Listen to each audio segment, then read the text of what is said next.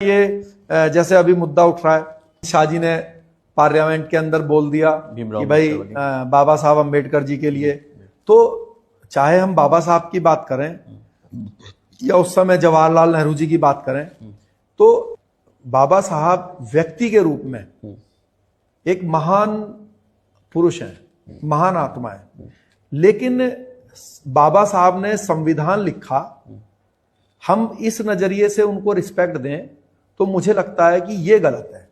इसका कारण क्या है मैं आपसे बताता हूं जी।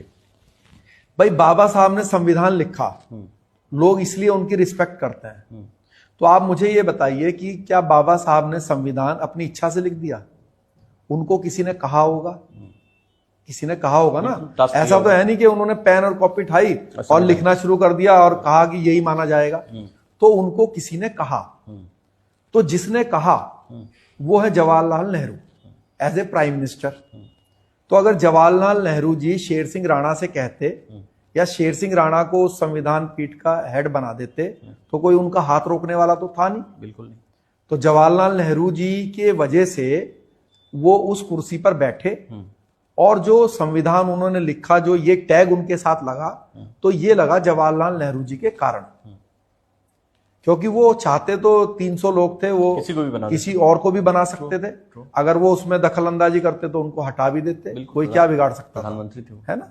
तो वो उनको, तो जवाहरलाल नेहरू जी ने उनको वो मौका दिया, तो संविधान उन्होंने लिखा, जितना उसमें रोल बाबा साहब का है उतना ही कमेटी के दूसरे लोगों का, और सबसे मुख्य योगदान जो है वो जवाहरलाल नेहरू जी का है, क्योंकि उन्होंने उनको मौका दिया।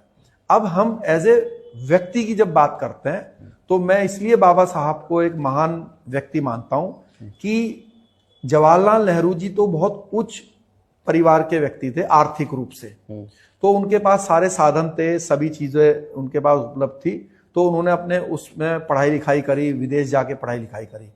लेकिन बाबा साहब एक साधारण परिवार के व्यक्ति थे और उस समाज से ताल्लुक रखते थे जिसके लिए काफी ज्यादा जो है अवरोध थे किसी भी लाइन में आगे बढ़ने के लिए। तो उस जमाने में बाबा साहब ने इतने पढ़ाई लिखाई करी, अपने आप को पढ़ाई लिखाई के माध्यम से अपने आप को आगे लेकर आए। तो ये मैं उपलब्धि जो है बाबा साहब की बहुत बड़ी मानता हूं, और उन्होंने ये दिखाया लोगों को कि पढ़ाई लिखाई से अपने आप को कैसे बदला जा सकता है, आगे बढ़ा जा सकता है, समाज के लिए आप एक आइकॉन बन सकते हैं। वो इसीलिए एक आइकॉन बन के उसमें उभरे कि भाई देखो ये मैंने पढ़ाई लिखाई करी और अपने दम पे पढ़ाई लिखाई करी।